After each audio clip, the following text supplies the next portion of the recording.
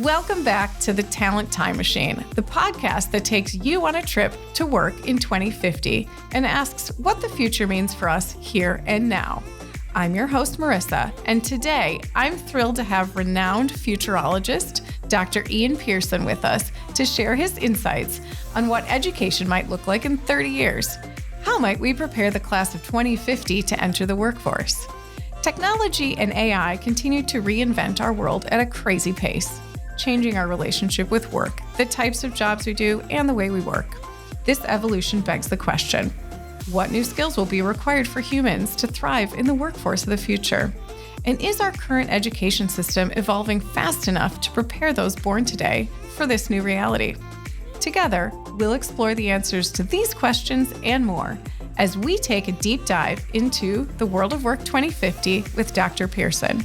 So fasten your seatbelts and let's travel to 2050 and beyond with the Talent Time Machine. Thank you, Ian, for being part of the show today. I'm really excited to hear your thoughts on how the world of education will change in 2050. And in particular, you think about lots of variety of things, but when I think about how we're going to tell our kids to approach education, what do you think it's going to look like to go to college or university or not? Will there be universities in 2050?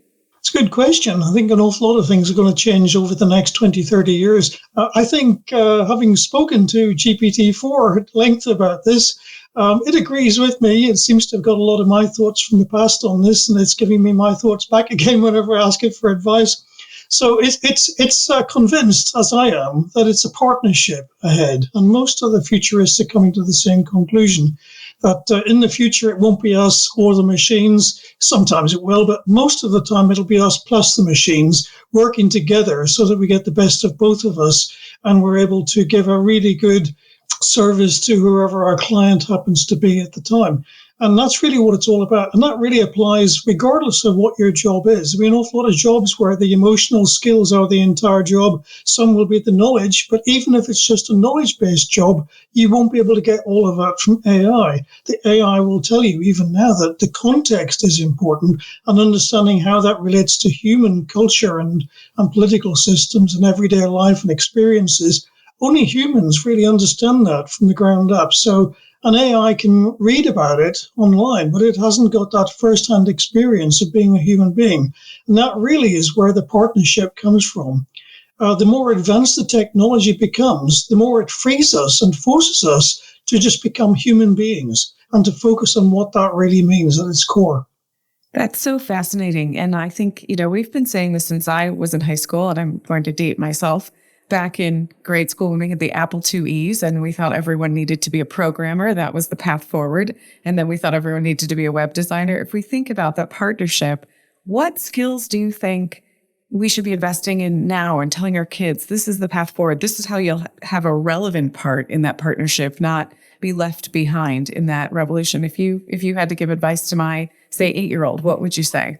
Yeah, it's funny you should mention that because that's exactly the questions I was getting asked 10, 15 years ago, going to talk to school kids. And of course, the teachers back then wanted to teach them all how to use computers and how to get access to the net.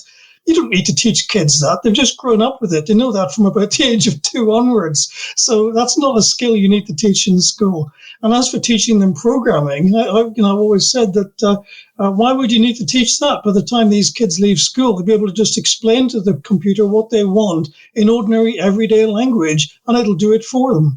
And that's exactly what this new chat GPT does. You can ask it in English, just please write me a program or build me a website, and it'll do that for you. You don't have to understand anything at all about the programming. Sure, some people need to. If you're a scientist and you're a computer designer or something, you need to go into that really core, deep knowledge, and you're going to be the one that's designing the next generation of it, the next generation quantum computers. But most of us don't need to know anything about that at all because the computer does. So you just explain what you want to the computer. So you come back, what is the skill you really need to have?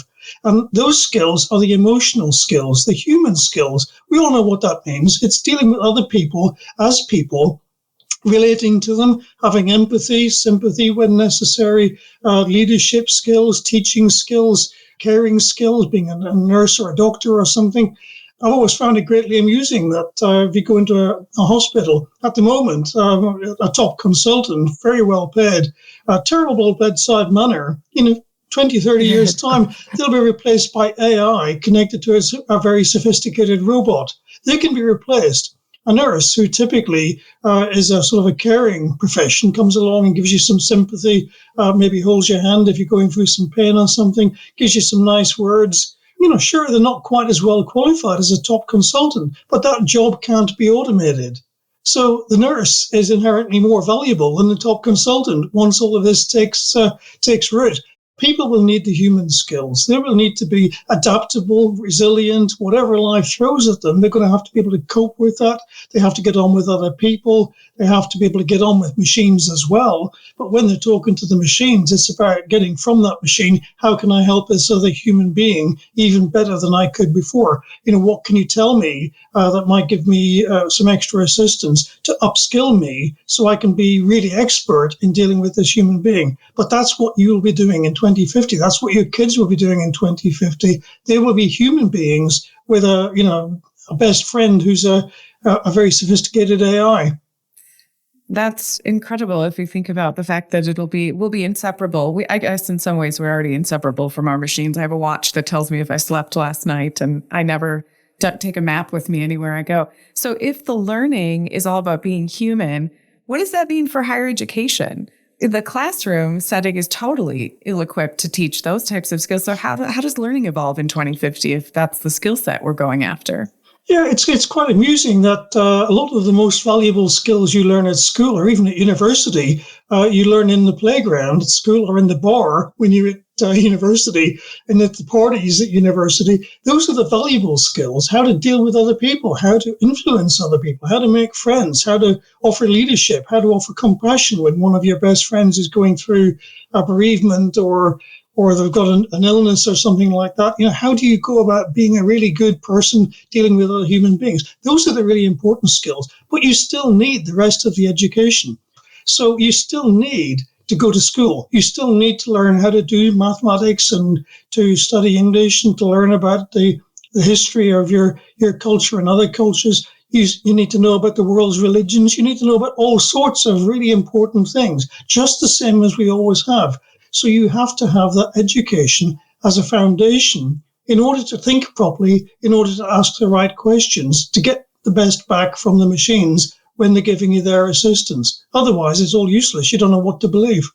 It sounds like you think, though, that the basic context of university will be more or less the same if the jobs are named something different. Is that true? Do you feel like we'll still be having places where people go to get higher learning, even if the job title they move into isn't created yet today? Or do you think it's going to be shorter, longer, more remote, in person? What do you think? I've been lecturing for 30 years how people will use virtual reality to teach history. For example, if you want to teach about Stonehenge, you could actually take people back to Stonehenge 5,000 years ago when they were building it and, let you get involved in erecting the stones or dragging the stones along the ground or whatever ceremony is the current archaeology theory for why it was built. You want to be able to take them through that as if they were actually present at the time. And they will understand things from a first-hand experience. So virtual reality, kind of like a Star Trek holodeck, it can really add depth of understanding to an experience. But it still doesn't give you that emotional connection. If you've got the humans in the holodeck with you in your VR system, and if they're emulated really well, as they might well be by 2050, then a lot of your course you might be able to do alone from home doing that. But, what about your classmates? How are you getting on with them? You're missing out on that side. And that's just as important part of the university as the actual knowledge. So you need both. You still need to use the technologies available. And by 2050, virtual reality won't just be goggles that you're wearing. It'll be active contact lenses with brain implants and stuff on your fingertips, which links directly to your nervous system. You'll be able to have a full sensory experience. It'll be just like being there. So you can make that really convincing. But you still have to have that other side, the human side of going to university as well. You can't have one without the other. Both are equally important. in your survival as a future human being. You're going to be around for a long time. Longevity is increasing. People going to university in a couple of years' time will probably live to their 100, or the ones after that will be 120, 130. Very soon we might have pretty close to immortality. So you're going to be building skills that are going to last you a very long time. Or you might have to go back and be re-educated every few decades. Who knows? But, it's going to be a very different life. But you still have to have the university. You still have to have the school. You still need the classroom, and you need the playground or the bar. It's fascinating as far as the playground or the bar. I think that's a good tagline for future education. It has to include the playground or the bar. I look at my children and I juxtapose that against how I look at my parents in terms of the speed of learning. Like you said, no one needs a manual with a computer now. They're sort of born learning it. It's fascinating in terms of how they interact with technology, even in school. How do you think early education is going to change now that you don't have to memorize anything? You need context. How should we be thinking that shows up in 2050? Are kids in different experiences? Does the smaller child classroom look different? Are we doing things virtually? I really firmly believe they need to be on the playground as well. But what does school look like if you're 8 years old in 2050? You need somebody to guide the children. You need to take them, show them where the nice green pastures of knowledge are, and show them why they want to be there. Excite them about it, make them really want to learn, and then explore with that individual child which techniques work best for them. And you've got a lot of different technologies that you can then bring in. Whether it's using, we used to use language labs for learning how to talk languages with, pretty primitive technology by today's standards, but it wasn't the same technology as you use in a geography classroom. That was the important thing. It's a different kind of technology for a different kind of subject. And I think that's what we need to do with all ages of kids. You need to recognize the individual learning styles, and from all of the technologies available, you need to give the kid the access to that and show them how to use that knowledge the best way. I think that's what the classroom does. It's a teacher who understands where each of her children is coming from and is helping every single one of them to understand the world in the best way they possibly can. And you're absolutely right. The world we're learning is quite different from what our parents and our grandparents learned. There's an awful lot more knowledge now, but the speed of learning, enhanced by all of this artificial intelligence and virtual reality and so on, means you can actually learn an awful lot more. So you're not going to learn less because the AI knows it all. You're going to learn even more while you're at school because you can. You leave school knowing, what most of us would have got after a second or third degree or something. That would be a wonderful world. We're not saying goodbye to education. We're saying hello to even more education. It kind of begs the question about equality or inequality, inequity. If you think about developed nations, my kids have unlimited access to technology, the internet. They can seek and find information at will and are encouraged to do so. Do you think that there will be closer to a more similar education experience, or does it have a darker side that some will pull ahead and some will be left behind in this? What do you think 2050 looks like in terms of equity in education? I think it looks a lot better. As we see the years rolling by, we see people in the rest of the world are getting richer and richer. We're not necessarily getting poorer. We're leveling people up, not us down. So we are getting much more equality. We're getting more equity. And I think that's it's obviously something which we need to see more of, and we will see more of as we go towards 2050. But, hey, every decade we see a factor of 100 or 1,000 in the speed of a computer you can get for the same dollars. So, it's a couple of decades of that. It's 1 million times cheaper. And now we're starting to see artificial intelligence improving the engineering and improving the production engineering and, making the materials cheaper and easier to get and lower cost and so on. All of those prices will tumble even faster as we go into the future. So the technology by 2050 will be so cheap that pretty much everybody in the world will have access to it. And when we think about distributing information, does that disintermediate some of the importance of where you got your education? Will there be the Harvard or the Oxford that is the prestigious institution, or will knowledge just be open access and it's at the speed of you, at the speed of your motivation, a total educational meritocracy. What do you think? Yeah, it's an interesting question. I think you can fragment it to some degree. There's nothing to stop you going to university which has a fantastic nightlife and really good socialization and learning that, and also getting some extra tuition from the the Harvards and the Yales and the Oxfords and the Cambridges and stuff. Why can't you link those both together? If you're doing a lot of your education from home and you're going into VR or whatever to learn all of this stuff, why not get those bits from the best possible universities around the world, from the best lecturers? And we will have superstar lecturers in 2050 who are lecturing to 1 million students. Why not? Because they're really good at explaining stuff. Well, we already have that to some degree. We call them TV celebrities. So you see the guys on TV who explain scientific concepts, using all sorts of fantastic quality video, or David Attenborough showing you about the natural world. We already have that sort of celebrity. It's just on TV. Well, why is that any different from the universities? You mention a lot on your speaking circuits and your website and the predictions that you do a lot of iterative thinking. So thinking past the first obvious consequence.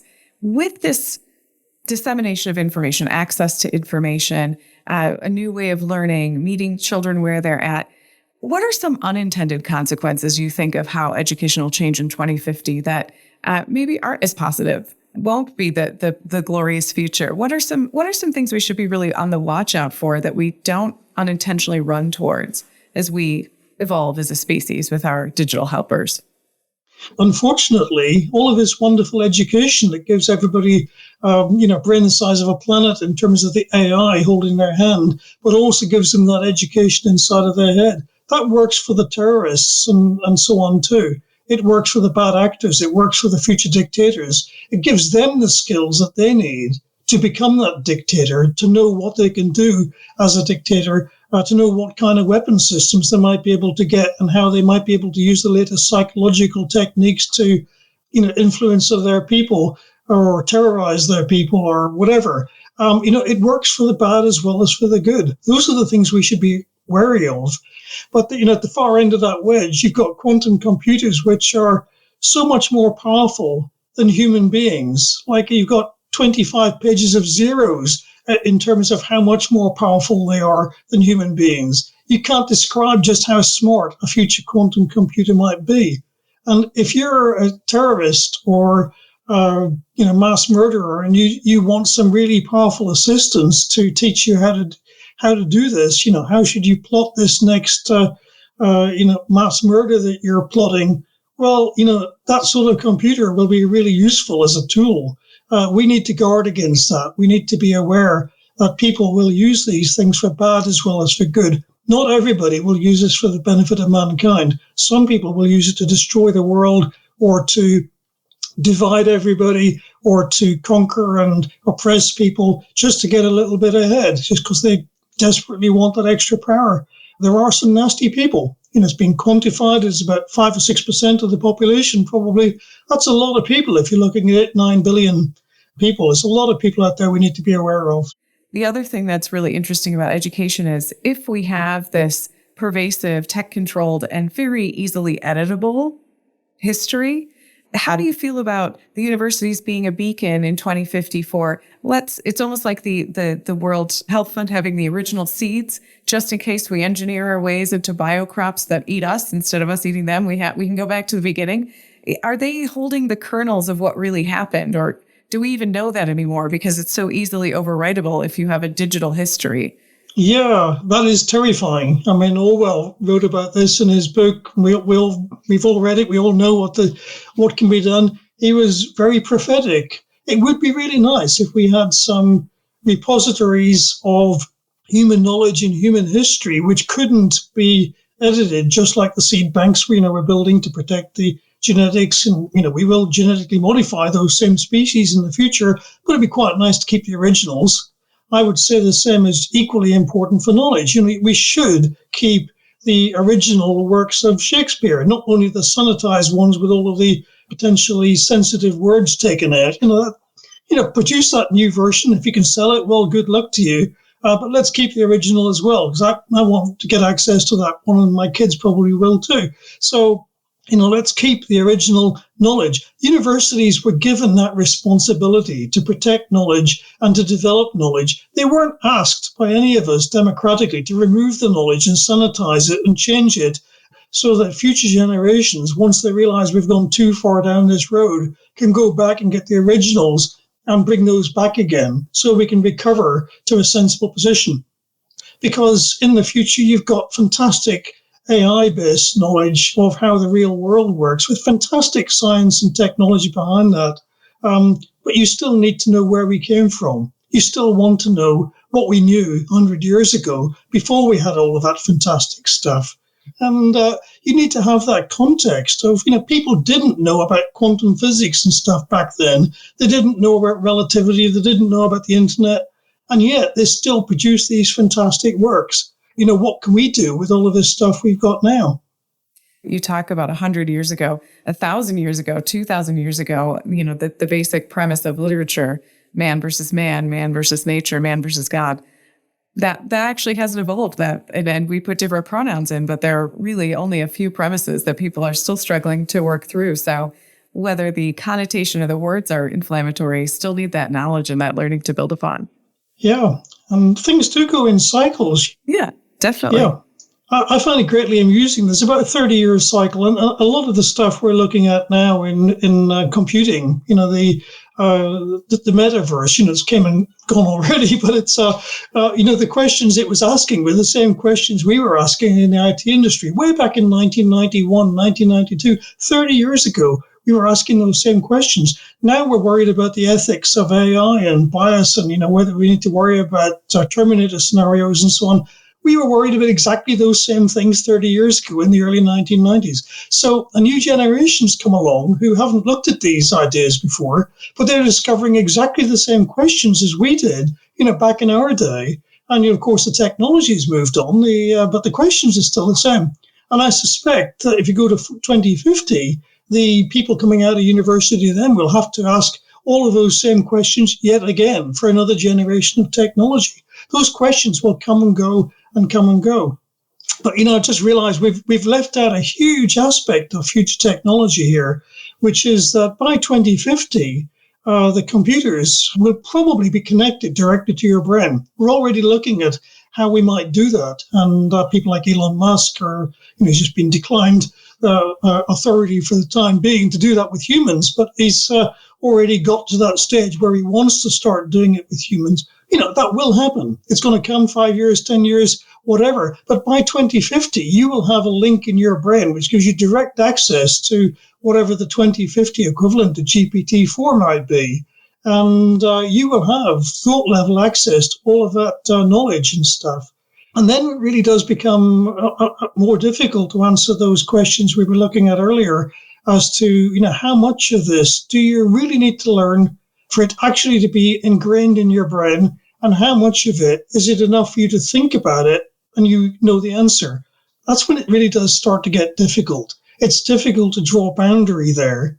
And I still believe it needs to be, really ground into your brain before it works properly. But it's almost like you just download education. You're going to go to France for your holiday. Well, I'll just plug myself in, and by tomorrow morning, I'll be able to understand fluent French. You might be able to do that in 2050. Who knows? Does that stop you wanting to go to France and understanding the culture there? No, it doesn't. It won't take away the human aspects. It might accelerate the learning a little bit. And for functional things like being able to translate, maybe it doesn't need to be fundamentally ground into your brain in the same way. But I think for basic things like numeracy and thinking skills and self-confidence and resilience, those things do need to be ground into your brain. I don't think you can do that by a thought access to some smart Google or Chat GPT. It doesn't work. It's got to be part of your fundamental brain working, really, before it works properly. And your mental resilience, right? We can't groove neural pathways to teach what it feels like to make a mistake and learn and avoid difficult or face into difficult problems. So I agree. At least by 2050, I don't think we'll be able to simulate that type of mental growth and heart and soul. So that's actually a good way for us to kind of wrap up if you had to give not just your predictions, but your advice to those who are looking at education in 2050 and getting the next generation ready for jobs and telling them where they should spend their time and energy. It sounds like you're saying context, clarity of thought, organizing yourself, making connections with humans, but anything more specific that you'd say if you're a parent now or a student that's saying, I'm trying to get myself ready for the world in 2050, what would your advice or prediction be? I think I would go back quite a long period to Charles Darwin. People talk about him saying that it was the survival of the fittest. He didn't. He said it was the survival of the most easily adaptable, the ones that can adapt best to the changes in their environment. So it's about resilience, it's about adaptability and agility, being quick to move when things change. But that really is the core skill. If you can cope with whatever life throws at you, the technology's changed yet again, you can still cope with that because it's not going to phase you. You will just learn this new tool. You'll just naturally take to it, learn what it is. Everybody else has to do that too. You're just as good as they are. You've got that self-confidence, the resilience. Here we go again. Let's jump into the next version of this new AI. And tomorrow morning, you're just as expert as anybody else on the planet. That kind of attitude to life will get you a lot of way through. So I think that's the kind of skill we really need to grain into our kids, the self-confidence and the analytical thinking skills to go ahead and use that self-confidence, but to know that they can do it, to want to do it, to know that they're just as good as everybody else, and they can grab this and they can make the most of it, and they can just carry on tomorrow as if, this is just another obstacle. I've gone past it. No big deal. I'm still flying. Great. I think that's great advice. It probably would have been relevant advice 50 years ago and 500 years ago, right? It's timeless. And also we'll take from this that bars and playgrounds are essential to human culture and learning. So we'll also say bars and playgrounds, still effective, Absolutely. Still essential, plan to be there. Got it. Let's not mix them. I'll take these learnings home and tell my kids that they're doing okay. They're doing the right things, learning to play and learning to be with other people and critically think. Those are still going to be great things in the future. So thank you. Really enjoyed it. And we'll speak soon, I'm sure. Look forward to see more of your predictions in the 2050 project. Thanks very much indeed. Really enjoyed it. As we wrap up this episode of The Talent Time Machine, I want to express my gratitude to Dr. Ian Pearson for sharing his thought-provoking insights with us. It's been a fascinating journey through time, and it's been great to have Ian on as our guide. I hope you've enjoyed this episode and gained some valuable insights into the future of work. The further forward we look, the clearer our next steps become. We'd love to hear your views on the subject, so please feel free to share your thoughts on social media or through our website. Don't forget to subscribe to our podcast to stay up to date with the latest episodes, and join me next time as we continue to explore the exciting world of work 2050 with the Talent Time Machine. Thank you for listening.